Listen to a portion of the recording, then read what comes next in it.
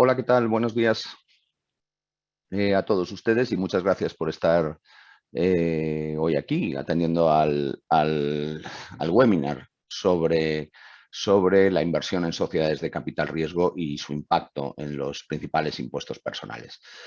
Permítanme que les presente a Paz Irazusta, socia de Quatre Casas, especialista, entre otros aspectos, en lo que es la tributación de los inversores y de los propios vehículos alternativos y de capital riesgo, y yo mismo, Carlos Ferrer, que también trabajo en esa materia desde ya hace años.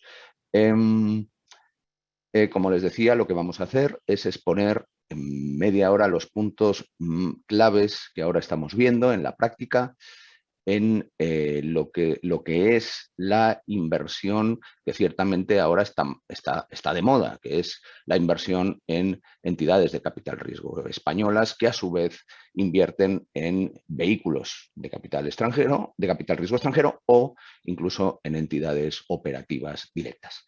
Es un tema ahora mismo muy candente y que creemos que les puede resultar de interés. Por supuesto, por favor, cualquier pregunta a través del Q&A que tenemos habilitado para ustedes, y si hay alguna que se quedará sin contestar, pues no se preocupe, que la contestaremos por escrito o nos llaman y la contestamos, vamos, con placer.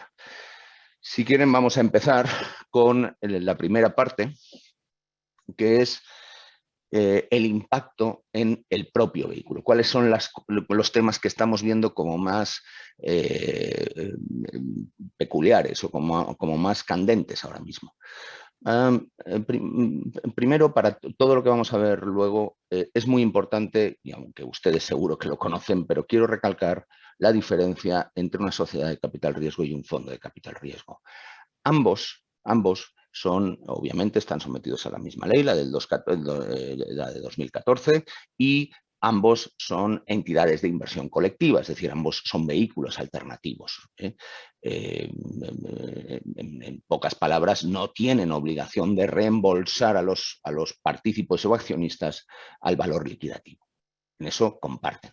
Ambos están sometidos fundamentalmente a las mismas reglas de inversión, a los mismos coeficientes de diversificación. La gran diferencia en lo que a la fiscalidad no se atañe es que el fondo de capital riesgo, frente a la sociedad, que la sociedad es forzosamente una sociedad anónima, el fondo de capital riesgo no tiene personalidad jurídica, por tanto no tiene capital, no tiene una junta de accionistas, no tiene una junta de socios, y dos, obligatoriamente tiene que estar gestionado por una gestora. La sociedad de capital riesgo no. La sociedad de capital riesgo puede, por supuesto, delegar la gestión en una gestora de alternativos o autogestionarse, para lo cual la propia sociedad de capital riesgo tendría que cumplir los requisitos propios de una gestora. Estos son los menos casos, pero hay algunos, los menos casos. La mayoría de casos, la sociedad de capital riesgo lo que hace es delegar la gestión en la sociedad gestora. Pero el fondo es que obligatoriamente tiene que hacerlo. El fondo no existe sin la existencia de la gestora. La sociedad sí que puede existir, el fondo no. Por eso en el fondo no se habla de delegación en la gestora. No existe, no es un outsourcing a la gestora. El fondo nace con los medios de la gestora. Es decir, digamos que la gestora es parte integrante del propio ser del fondo. Esta es una diferencia que no es baladí y que, aunque no ha sido apreciada por la Dirección General de Tributos lo suficiente, creemos que sí que puede tener mucha relevancia en el futuro. ¿Cuáles son los aspectos controvertidos de la fiscalidad de las SCRs y en general de las sociedades de capital riesgo, y también en este punto básicamente de los fondos de capital riesgo?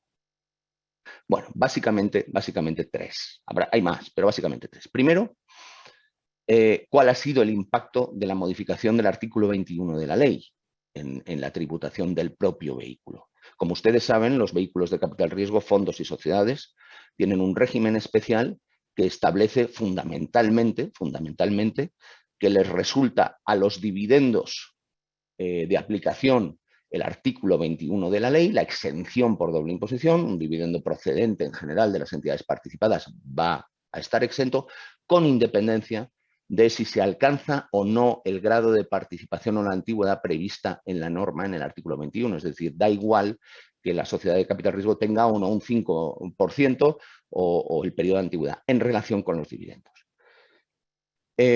Como ustedes saben, el artículo 21 ha cambiado. Y el artículo 21 antes establecía una exención del 100% y ahora es una exención del 95%. Y esa exención del 95% hace que ahora mismo básicamente los dividendos distribuidos a compañías españolas tributen en la compañía receptora un 1,25. Es decir, puede darse doble imposición en un 1,25. Bueno, pues el impacto de esta norma también aplica al capital riesgo.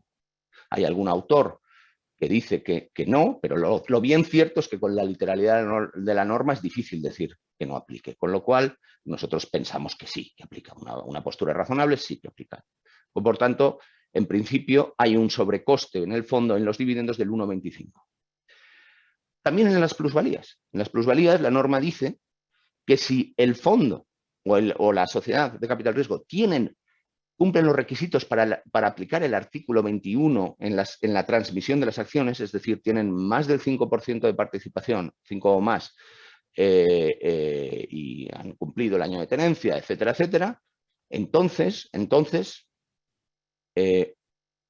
se aplica la exención del artículo 21 con prevalencia. Es decir, la exención del artículo 21, que antes era del 100, ahora es del 95. Con lo cual, si la entidad participada cumple esos requisitos, resulta que la venta de la entidad participada va a tributar al 1,25. ¿Vale?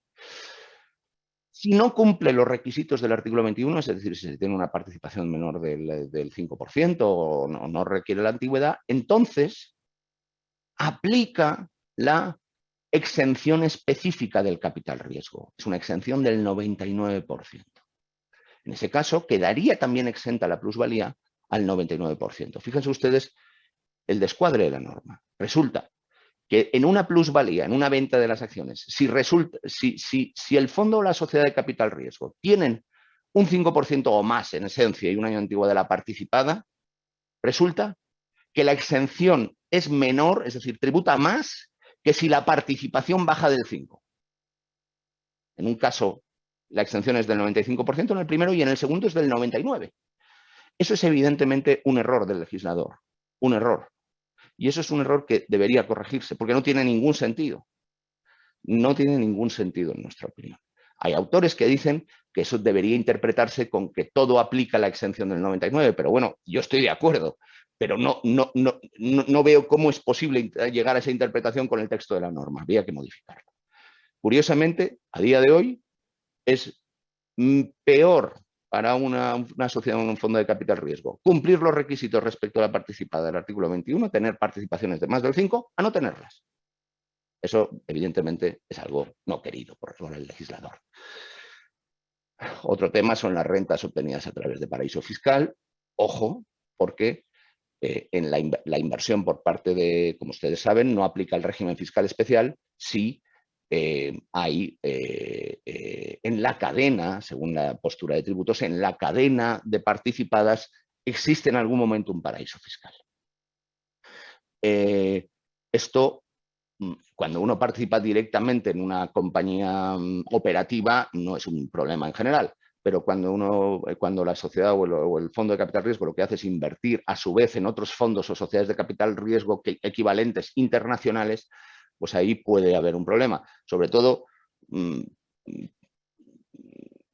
además, muchas veces no se puede conseguir la información correcta. Esto es un problema que estamos viendo y que es difícil de gestionar porque, aunque quieras gestionarlo, pues no parece, muchas veces, no tienes acceso a esa información. Es verdad que si no la tienes tú tampoco probablemente la tengan en la administración tributaria en un momento dado, pero desde luego constituye un problema. De hecho, hay una consulta tributaria, en nuestra opinión un poco confusa, que viene a decir que si la renta la ha obtenido el fondo a través de un paraíso fiscal y, por tanto, en el vehículo, en la sociedad de capital riesgo, en el fondo de capital riesgo, tributa el 25% porque no les aplica ninguna de las exenciones en el régimen especial, resulta que el partícipe también debe tributar porque no debe aplicar el régimen de capital riesgo. Bien, esa consulta que existe o puede interpretarse así, en nuestra opinión, es es errónea, el mercado no la está aplicando así, y además creo que con razonabilidad. ¿Por qué?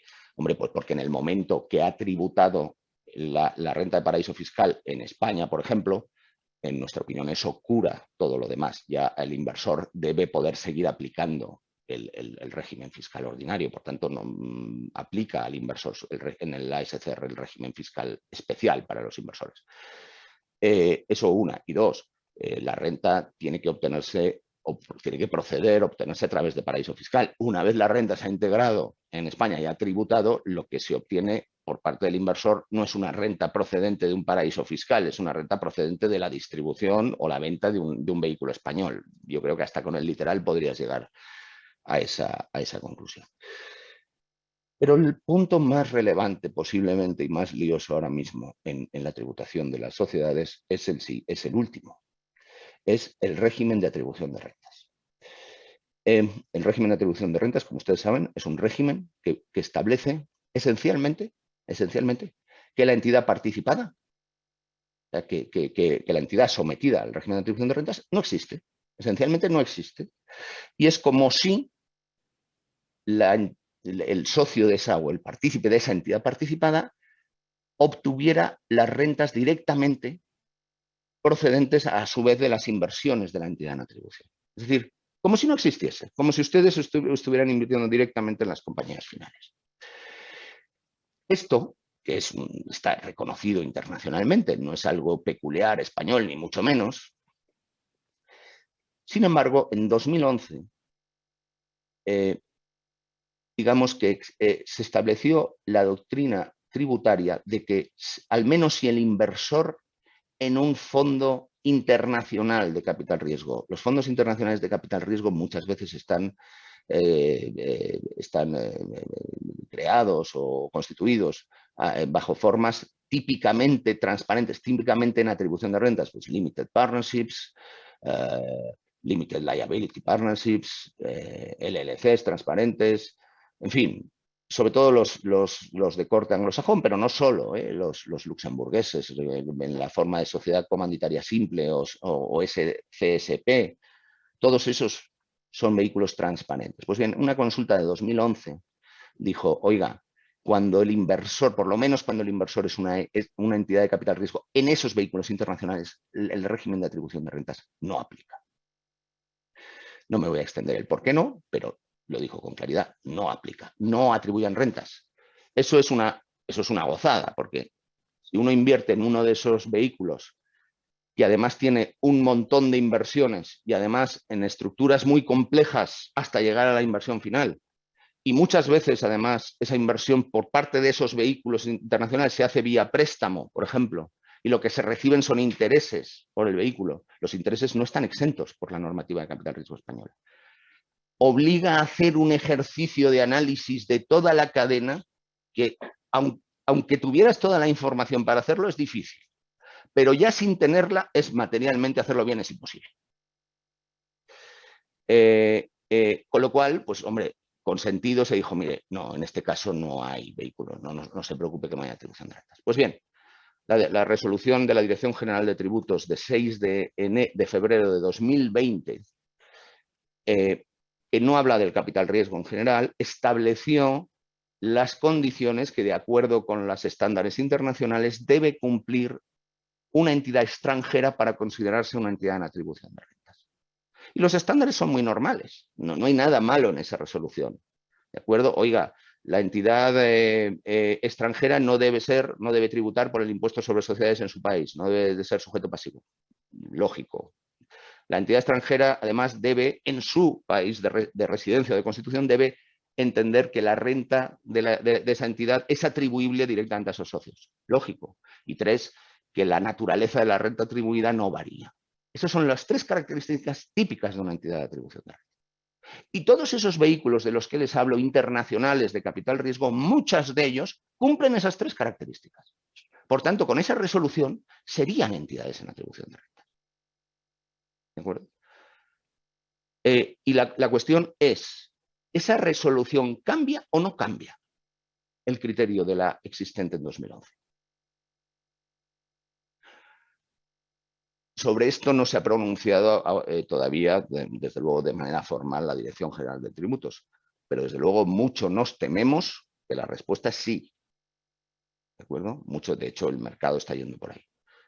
Y lo que significa es que las sociedades y fondos de capital riesgo que invierten a su vez, sobre todo en el coeficiente obligatorio, desde luego, también en el otro, en este tipo de entidades, que las sociedades y fondos de capital riesgo que invierten en ellas son muchísimas, tienen que hacer este análisis de transparencia, insisto, y es un verdadero lío, no es fácil en nuestra experiencia, porque la información es muy deficiente, probablemente no te vayan a dar mucho más, y segundo, la interpretación de esa información es, perdonen, la pera.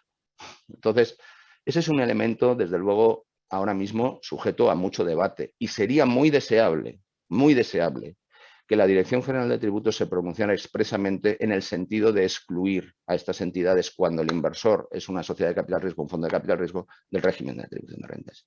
¿Y por qué sería deseable? Porque es, de verdad, aun queriendo cumplir bien, va a ser muy difícil. Y segundo, porque lo que no puede ser es que en 2011 se diga una cosa de forma vinculante, basándose en un texto legal X, y en 2020 se diga otra cosa distinta, sin haber cambiado el texto legal. El texto legal es el mismo. ¿De acuerdo? Esto crea una inseguridad jurídica espectacular. Y además, en mi particular opinión, lo que dice el texto legal, que es que las entidades extranjeras lo serán de atribución de rentas en la medida en que se asemejen o sean análogas o su naturaleza jurídica sea análoga al régimen español, nos lleva a la conclusión de la consulta de 2011. No nos lleva a la conclusión de la atribución de rentas. Porque el vehículo análogo a un vehículo de capital extranjero de capital riesgo, el más análogo es el propio vehículo español de capital riesgo. Y ese vehículo no está sometido a la atribución de rentas. Con lo cual, nosotros creemos que la doctrina de 2011 es más adecuada, es la correcta. No creemos que la otra sea la correcta, pero nos tememos, vamos, que el lío ya se ha organizado. La siguiente tema, Paz, por favor, cuando tú quieras. Continúo. Vamos a pasar, si les parece a ustedes, vamos a analizar un poco las cuestiones más controvertidas ahora a nivel de los accionistas de las SCRs. ¿De acuerdo? En lo que respecta a las personas jurídicas, paso muy por encima porque prácticamente ya lo ha anticipado bastante Carlos, porque es lo mismo. Como bien saben, las sociedades españolas que apliquen en una entidad de capital riesgo, y estos efectos es independiente de que sea SCR o FCR, tienen derecho a aplicar la exención del artículo 21 con independencia del porcentaje de participación y periodo de tenencia. Exactamente lo mismo que respecto de los dividendos ha comentado Carlos. Entonces, aquí la cuestión es que desde el 1 de enero, al haberse modificado el artículo 21 con la remisión que la ley hace a este precepto, en nuestra opinión, aunque hay autores que opinan lo contrario, vemos complicado cómo no reducir esta exención al 95% en los términos del artículo 21. Por lo tanto, parece que desde 1 de enero los inversores SLs en un fondo o una entidad de capital riesgo, en principio, no corregirían la doble imposición por un 1,25%. En lo que respecta a las rentas negativas, desde su modificación también del artículo 21, por el mismo motivo, por la remisión que el precepto hace a este artículo, en principio tampoco serían fiscalmente deducibles al exonerar del cumplimiento de los porcentajes de participación y periodo de tenencia. En último lugar, respecto de lo que son sociedades accionistas, quizá la cuestión un poco más compleja es la que anticipaba Carlos, que se deriva de una interpretación de una consulta vinculante que desde luego no es nada clara y con el tenor literal no estamos de acuerdo, y es, y por no repetirlo, el supuesto en el que procede la renta de un paraíso fiscal en el que el propio vehículo FCR o SCR es independiente, tributa al 25% porque no puede aplicar los beneficios de capital riesgo. ¿Qué sucede con el socio, en este caso, persona jurídica? Se le exigen los requisitos generales del artículo 21, es decir, un 5%, cosa que, como pueden imaginar, en SCRs es más común, pero en FCRs desde luego no suele cumplirse, o en virtud del régimen especial de capital riesgo que hemos contemplado, no se debe exigir este 5% para que aplique la exención. Esta segunda, desde luego, es nuestra opinión, pero, insisto, la contestación de tributos no es clara. Accionistas, personas físicas. Con carácter general aplica el régimen general de IRPF. Normalmente todas las rentas derivadas de estos vehículos se integrarían en la base imponible del ahorro y tributando ahora desde 1 de enero a la escala del 19-26%. Cuando estamos hablando de una SCR, que ahora hilaremos con el impuesto de patrimonio y por eso queríamos hacer hincapié en ello, las rentas típicas derivadas de la SCR serán las siguientes. Pueden ser unos dividendos, aunque es lo menos, pero puede haber unas SCRs que repartan dividendos. En ese caso, no hay ninguna duda que serán rendimiento de capital mobiliario. Si se vendieran las acciones en la SCR a un tercero, en ese caso, la calificación sería de ganancia o pérdida patrimonial. Ahora bien, lo más común es que las rentas se reciban vía reducción de capital o devolución de prima en función de cómo se haya contabilizado la entrada, las aportaciones de los partícipes. En ese caso, simplemente recordarles que desde 2015 se modificó la ley del IRPF para incorporar una renta especial en supuestos de reducciones de capital y devolución de prima de sociedades no cotizadas, como sería el caso.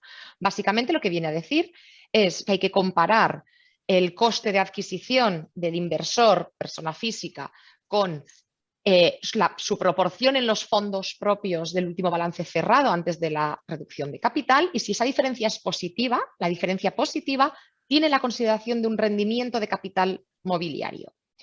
Luego el exceso minorará coste, es decir, se altera, digamos, el orden de reconocimiento de la renta. Pero lo que es muy importante es que tengan en cuenta que esa renta tiene la consideración de rendimiento de capital mobiliario, no de ganancia patrimonial, por el posible impacto, como todos tendrán en la cabeza, de este tipo de la diferencia de calificación luego a efectos del límite conjunto renta-patrimonio en el impuesto sobre el patrimonio. Vamos directamente, de hecho, a este impuesto que posiblemente sea lo más interesante de la sesión de hoy, ¿no? Y lo que ustedes estén esperando. ¿Qué pasa con la famosa inversión en las sociedades de capital riesgo y el impuesto sobre el patrimonio y la exención de empresa familiar? Y por lo tanto, lo mismo aplicará, aunque no esté contemplado, en la reducción del impuesto sobre sucesiones y donaciones. Bien, ¿cuál es la cuestión que ahora, bueno, pues está muy de moda y a raíz de unos pronunciamientos de la Dirección General de Tributos? Se valora si la inversión en una sociedad de capital riesgo es un activo apto a efectos de la exención de empresa familiar. La estructura típica que solemos encontrar y que precisamente es la que analiza la Dirección General de Tributos es la inversión por parte de una sociedad ordinaria, normalmente suele ser la holding familiar, en un 5% de una sociedad de capital riesgo, de tal forma que lo que se plantea es que si esa sociedad de capital riesgo se dedica a la gestión de un patrimonio mobiliario o inmobiliario. Saben que si se llega a esa conclusión, no sería apta, ni siquiera daría acceso a la exención del impuesto sobre el patrimonio. Esto presupone que el resto de requisitos para la exención ya se cumplen a nivel de la holding familiar. Me estoy refiriendo al porcentaje de participación y ejercicio de funciones de dirección y de remuneración asociada a esas funciones. En nuestra opinión, en un supuesto en el que se invirtiera directamente por una persona física en una sociedad de capital riesgo que haya delegado la gestión en una sociedad gestora, como comentaba al principio Carlos, puede haber autogestionadas, pero lo normal es que haya delegado la gestión, es muy complicado, sería muy complicado que en particular el requisito de funciones, de ejercer funciones de dirección se cumpliera. Por eso, normalmente la estructura es a través del vehículo familiar. Bien, En cuanto a si la SCR gestiona un patrimonio mobiliario o inmobiliario, por recordarles brevemente, la norma establece que tendrá esa consideración, es decir, no será apta en aquellos casos en los que la sociedad tenga más de la mitad de su activo compuesto por valores o por activos que no estén afectos a una actividad económica. Y continúa la ley diciendo, no tendrán la consideración de valores, es decir, son buenos, si me permiten la expresión, aquellos valores tenidos para dar cumplimiento a obligaciones legales o reglamentarias y aquellos que otorguen el 5% de los derechos de voto en otra entidad participada con la finalidad de dirigir y gestionar esa participación y los medios propios para poder realizar para poder gestionarla. Bien, ¿qué pasa o cuál es el elemento diferencial? ¿Por qué una SCR tiene unos elementos distintos de una SL ordinaria? Porque la ley de entidades de capital riesgo exige que al menos el 60% del activo computable del vehículo de capital riesgo tiene que estar invertido en una serie de elementos. Básicamente son entidades no cotizadas y otras entidades de capital riesgo, ya sean españolas o extranjeras, por resumirles. Bien, ¿qué es lo que ha interpretado entonces la Dirección General de Tributos? Que en la medida en que la propia norma de capital riesgo ya obliga a que, al menos el 60% de su activo esté invertido en una serie de elementos patrimoniales, que además siempre son valores, ya esa proporción, digamos, no se tiene en cuenta como valores malos a efectos del acceso, en primer lugar, de la exención de empresa familiar. Saben que primero hay que valorar el acceso y luego, una vez valorado ese acceso, que es que la mitad del activo, digamos, sea bueno, hay que valorar el alcance de la exención, si está efectivamente afecto y por lo tanto da alcance en la exención de empresa familiar. Esto segundo, al principio, era más controvertido, porque la Dirección General de Tributos en sus primeros pronunciamientos no se había mojado, si me permiten la expresión, en este sentido, ¿no? Se remitía a las normas generales diciendo que se considerarán que están afectos en la medida en que sean necesarios para llevar a cabo la actividad económica de la empresa en este caso. Pues bien, en los pronunciamientos posteriores ha ido más allá y lo que ha confirmado es que en la medida en que la propia ley exige la inversión en este tipo de activos en un 60%, se consideran necesarios para llevar a cabo su actividad y por lo tanto estarían afectos a la actividad económica y darían alcance en la exención de empresa familiar. Es cierto que el último pronunciamiento de tributos vuelve a no pronunciarse, pero hay 4 ya vinculantes que son claros en este aspecto. Por lo tanto, primera idea que se tienen que llevar clara es que al menos el 60% de la inversión de la SCR, de acuerdo con la doctrina de tributos, daría alcance a efectos de la exención de empresa familiar. Hay una cuestión y es en qué medida la propia ley de capital riesgo exonera a los vehículos de capital riesgo a cumplir este coeficiente obligatorio mínimo de inversión durante los 3 primeros años. Básicamente para que les permita durante este periodo componer su cartera. Hay una consulta de 2020 que tampoco es nada clara, que se le pregunta qué pasa durante estos 3 primeros años, pero el supuesto en el que se le pregunta esto es un supuesto en el que la propia sociedad de capital riesgo parece que no ha invertido en elementos, digamos, buenos, de los que conformarían el coeficiente obligatorio, sino que parece que lo tiene en tesorería.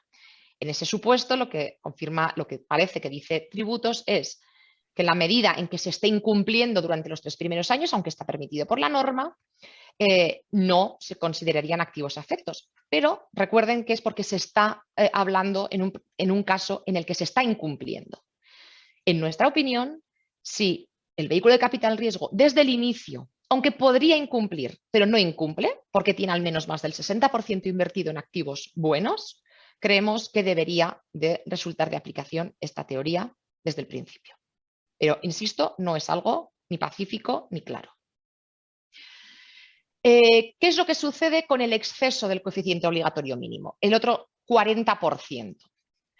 Bien, aquí desde luego no hay, Tributos no se ha pronunciado al respecto, aunque se le ha preguntado. En nuestra opinión, depende de cada SCR. Habrá que mirar en qué tiene invertido ese exceso. En aquellos casos en los que lo tuviera invertido en el mismo tipo de activos, es decir, activos que perfectamente pueden conformar el coeficiente obligatorio de inversión, nuestra opinión es que debería de ser considerarse igual de necesario el primer 60% que el exceso si estamos hablando de exactamente el mismo tipo de activos. Piensen que igual incluso una participada puede suponer pasarse del 60%, porque la misma inversión en una parte va a ser necesaria y en otra parte no. Pero insisto, es nuestra opinión. Una postura más conservadora sería tratar de conformar ese exceso del 60%, ese 40%, en activos en los que se tuviera más de un 5% de los derechos de voto. Ahora bien, con esto ligamos con la siguiente cuestión controvertida, y es ¿qué medios, o sí, tiene que tener medios propios la sociedad de capital riesgo que haya delegado la gestión en una sociedad gestora? Tributos lo único que parece, lo que dice en sus consultas es que el hecho de delegar la gestión no le exime a la sociedad gestora de tener sus propios medios, cuando así lo exija la ley. Entonces, esto puede tener dos interpretaciones. La primera de ellas, que en la medida en que para que sean necesarios por lo menos el 60%, la norma no me exige tener medios porque no me exige tener el 5% de los derechos de voto, no serían necesarios. Ahora, la segunda interpretación más conservadora es que en todo caso, cuando haya una delegación de gestión, debe de tener unos medios propios. ¿Qué medios son esos? En nuestra opinión, deberían de ser los medios que se exige tradicionalmente por la Dirección General de Tributos para gestionar la participación en las sociedades participadas en aquellos supuestos en los que se tiene al menos el 5% de los derechos de voto, ¿de acuerdo? La, digamos, exoneración típica de las holding. En estos casos, como sabrán, no se exige medios para gestionar las participadas, sino únicamente para ejercer la condición de socio. Esto, en nuestra experiencia, es el punto más crítico en las sociedades de capital riesgo, ya que hay que otorgar, en nuestra opinión, unos medios propios sin vaciar de contenido la delegación de gestión en la gestora. No nos podemos pasar de frenada. Entonces, esto es lo que más creemos que hay que trabajar, ¿no? Y por último, y perdonen porque me he excedido un poco del tiempo, si esto aplicaría o no, porque ojo que aquí estamos hablando solo de sociedades de capital riesgo, a una inversión en un fondo de capital riesgo. Aquí se le preguntó también a Tributos, se publicó una consulta que fue al poco tiempo descolgada de la página web y no se ha vuelto a colgar, en la que se establecía lo siguiente. Aquí hay dos puntos. Uno, en la medida en que un fondo de capital riesgo no tiene personalidad jurídica propia, se cuestiona si se puede aplicar la norma de la no consideración de valor por tener un 5% de los derechos de voto con medios propios para gestionarlo. En nuestra opinión, esto podría ser factible y en eso era favorable la consulta que se descolgó en aquellos FCRs en los que, por ejemplo, se cuente con una junta de partícipes y se otorguen derechos de voto en la proporción de su porcentaje de participación. Pero insisto, esta consulta se descolgó de la página web. Y el otro punto es el de los medios que hemos comentado en la sociedad de capital riesgo. ¿Por qué? Porque, como bien comentaba Carlos, en un fondo de capital riesgo no siempre se necesita una gestora. Es intrínseco a la propia existencia del fondo, puesto que no podría ser autogestionado. En nuestra opinión, una interpretación razonable sería considerar, en la medida en que es intrínseco al fondo de capital riesgo, que los medios propios de la gestora deben computar como medios del propio fondo. En este punto no era favorable esa consulta que se descolgó, ya que lo consideraba como un supuesto de externalización de medios. Pero, bueno, es un punto, desde luego, más controvertido que en el de la SCR y respecto del cual hay mayor incertidumbre. Si quieren tocamos esto brevemente, Carlos, y pasamos con las preguntas. Sí, un minuto. Inversión en sociedades de capital riesgo, comparación con vehículos extranjeros similares. Aquí, sencillamente, poner de manifiesto dos cosas. Por vehículo extranjero similar, ¿qué entendemos? Básicamente, pues como su propio nombre indica, aquello que sería similar a una entidad o un fondo de capital riesgo español. Eso nos da una medida, la propia normativa del capital riesgo español, donde te dice que integrará en el coeficiente obligatorio vehículos de capital riesgo que sean similares o que tengan similares características a los vehículos españoles, siempre que el vehículo de la gestora no esté en países donde no haya intercambio de información. Bueno, pues hay que hacer ese análisis, y si ese análisis nos lleva a que ese vehículo pudiera conformar parte del coeficiente obligatorio para la inversión de una SCR o una FCR, ese sería uno de los posibles parámetros de comparación de la similitud. Vehículos extranjeros típicos, pues así los más típicos serían no transparentes, porque los transparentes tienen el lío que conocen. La Sociedad de Capital Riesgo Luxemburguesa, la SICAR luxemburguesa, el RAIF SICAR luxemburgués, incluso el RAIF SIF luxemburgués, por ejemplo, ¿no? Hay otros, la ICAV irlandesa podría ser, algún fondo maltés, un vehículo maltés podría ser. Es verdad que el que les suene a ustedes más posiblemente sea el RAIF SICAR luxemburgués, pero no tendría que ser eso. Vehículos extranjeros, pues debería ser un vehículo sometido a la normativa alternativo, de vehículos alternativos, gestionado por una gestora o autogestionado o gestionado por una gestora de alternativos, y que su objeto fuera fundamentalmente la inversión en entidades no cotizadas de naturaleza no financiera, con arreglo a unos requisitos de diversificación razonables. Bien, nuestra opinión al respecto. Con la ley en la mano, vemos muy difícil que si un accionista, por ejemplo, persona jurídica española, una SL española, invierte en una SICAR, por ejemplo, luxemburguesa, que tenga las características para considerarse similares, con la ley en la mano vemos complicado que un dividendo, por ejemplo, distribuido por esa SICAR a la SL española pueda beneficiarse del requisito de la norma de capital riesgo español, es decir, pueda beneficiarse del artículo 21 con independencia de su grado de participación en el vehículo luxemburgués. Con la ley en la mano. Con la norma, con la libre circulación de capitales o el derecho a establecimiento depende. Y con cómo se ha interpretado esa libre circulación tanto por el Tribunal de Justicia como por los tribunales españoles, en nuestra opinión, tratándose de un vehículo similar, debe aplicar el régimen de capital riesgo en cuanto a accionista de un vehículo similar a un español. En nuestra opinión, no debería, debe, ¿de acuerdo? Si no es una contravención evidente de la libre circulación de capitales. El hecho de que una SICAR por esas rentas no tributa al 0 y aquí se tribute al 1,25 o al 0,34, eso creo que no es relevante.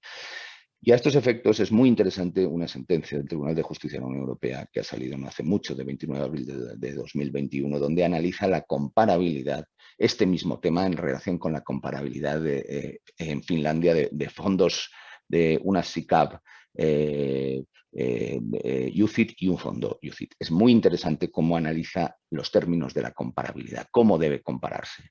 Y lo que dice es, oiga, no comparen el UCIT o que sean UCIT es irrelevante. La cuestión es por qué, cuál es el objetivo de la norma fiscal que establece el beneficio fiscal. En este caso es evidente. A nivel del vehículo español no se quiere que se tribute o muy poco, y a nivel del vehículo del accionista persona jurídica española tampoco se quiere que se tribute. ¿Qué diferencia hay entonces en cuanto a objetivo si mi inversión es en una SCR española o en un fondo español que respecto de una SICAR luxemburguesa que sea similar esencialmente? Ninguno, el objetivo es el mismo, con lo cual nosotros creemos que con la libre circulación de capitales en la mano debería. Ahora bien, estén ustedes preparados a pelearlo, porque casi total seguridad en la inspección le va a decir que no. ¿De acuerdo? El impacto sobre el impuesto sobre patrimonio, pues lo mismo. ¿De acuerdo? Lo mismo. La libre circulación de capitales debería llevar a lo mismo. ¿De acuerdo? Ahora bien, también les digo, las consultas tributarias están en el marco de las SCRs españolas. Desde luego, es bastante más seguro una SCR española que un vehículo extranjero similar. ¿De acuerdo? Pero conceptualmente sería lo mismo, pero prepárense a pelearlo. Y con esto hemos terminado lo que es nuestra exposición. Si quieren, pasamos ya a las preguntas, ¿de acuerdo? Si quieres, Paz, no sé, empiezo yo contestando una, tú la otra y así sucesivamente, si te parece. Sí, yo creo que la primera ya acabas de contestar, que es el tema de si ha aplicado o no la exención a la venta de una SL de entidades de capital riesgo extranjeras. Nuestra opinión, como decía Carlos, es que sí debe aplicar el régimen español, aunque, como decía, prepárense para pelearlo. La segunda pregunta es que si la fiscalidad de las SCRs es exactamente igual a la de los a lo de los fondos. Sí. O la modificación del artículo 21 no aplica a las FCRs por no ser sociedades. No, la respuesta es no, es exactamente igual. ¿De acuerdo? La única diferencia es efectos del impuesto sobre el patrimonio que hemos comentado, pero no a nivel del impuesto sobre sociedades, que el régimen es exactamente común. Me comentan que no ha quedado claro si en el primer año de la SCR se invierte solo un 40% de coeficiente obligatorio y no se llega a ese 60%, si eso es válido o no es válido. En nuestra opinión, sí, ese 40% no son 5%, es decir, si no estamos en un supuesto de tenencias de 5%, no sería válido, puesto que es un supuesto de incumplimiento. Es decir, para que no estemos en un supuesto de los incumplimientos permitidos, y respecto a los cuales la DGT se pronuncia de manera negativa, al menos tenemos que cumplir ese 60%.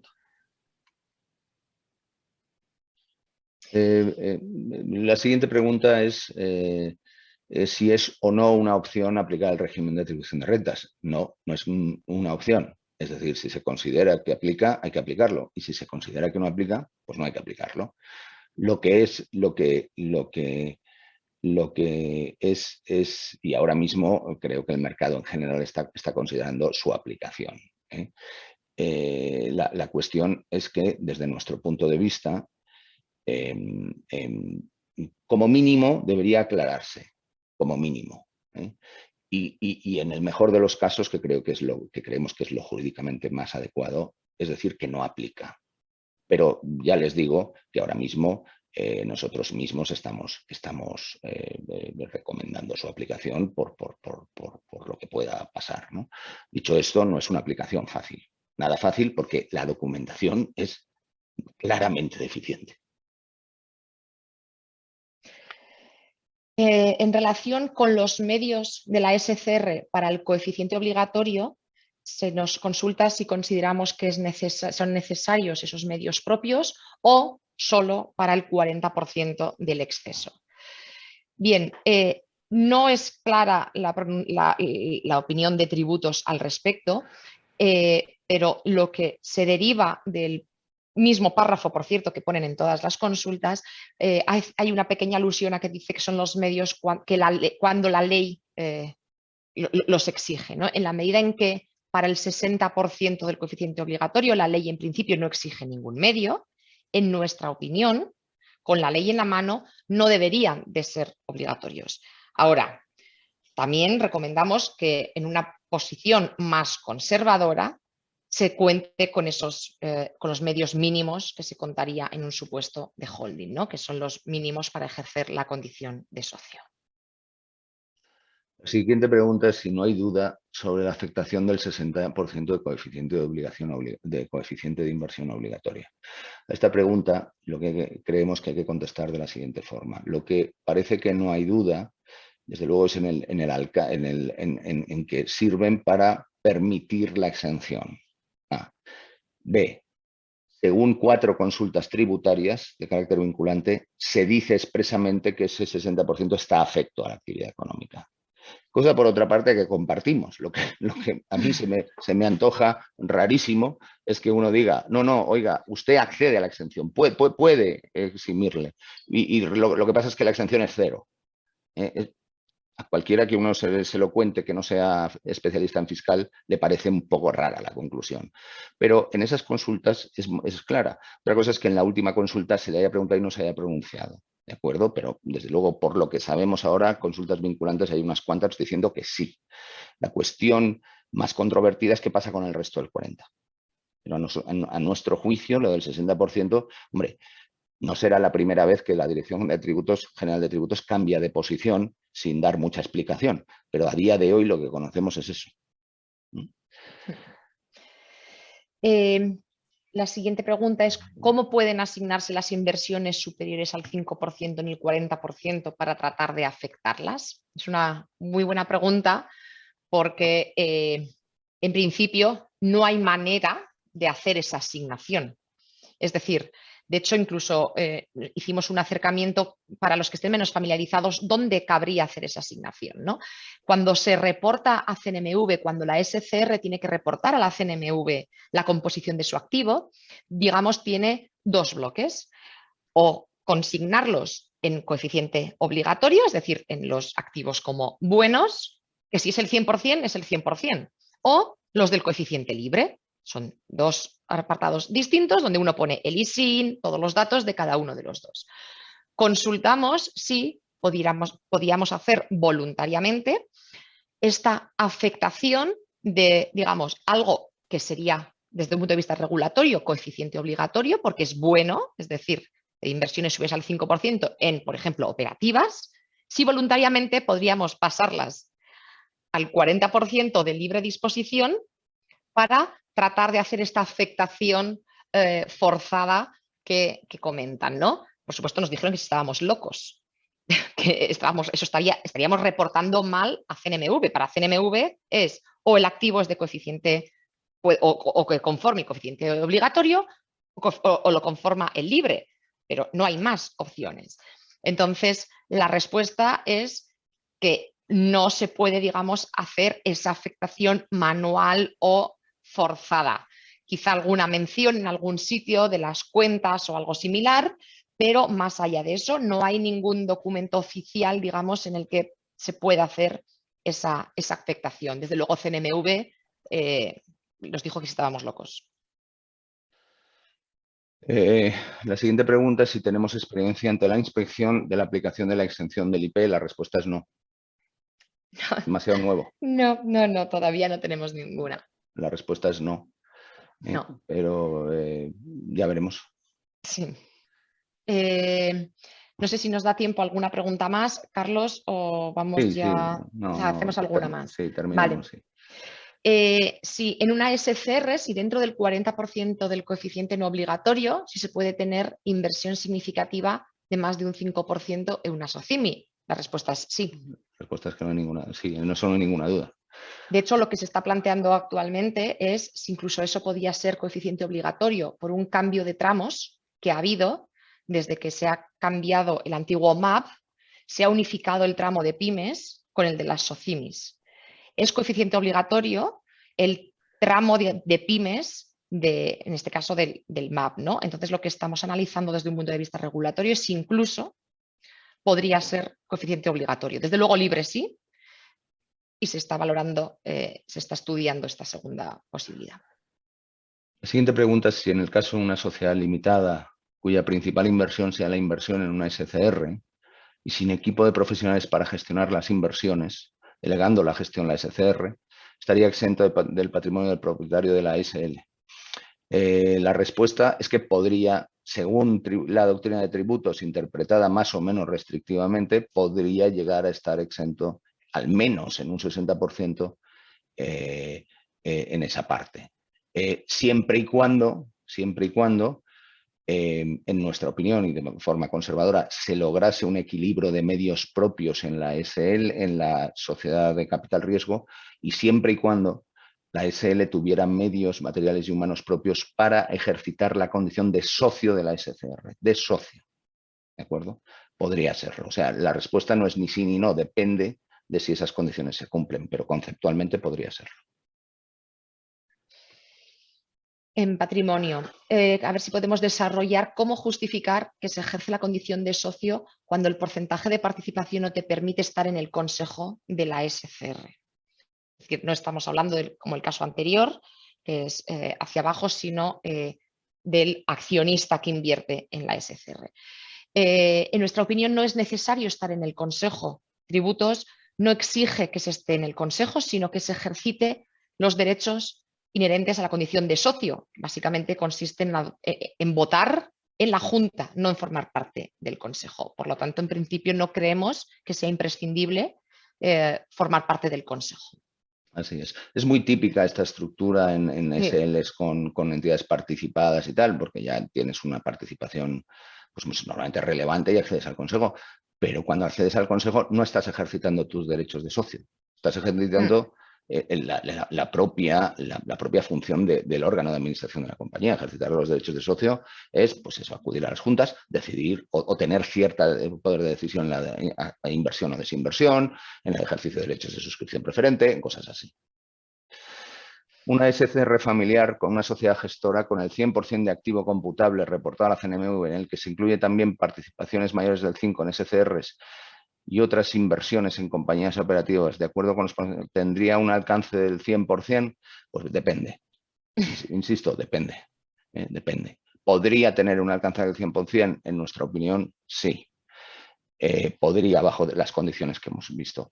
Es verdad que siempre el 40%, sobre todo el 40% de coeficiente libre es más dudoso, pero si ese coeficiente 40% lo cubre con inversiones que normalmente incluso en una SL quedarían exentas, creemos que ahí hay poca duda siempre y cuando se cumplan lo de los medios, pero podría ser que sí. Así es.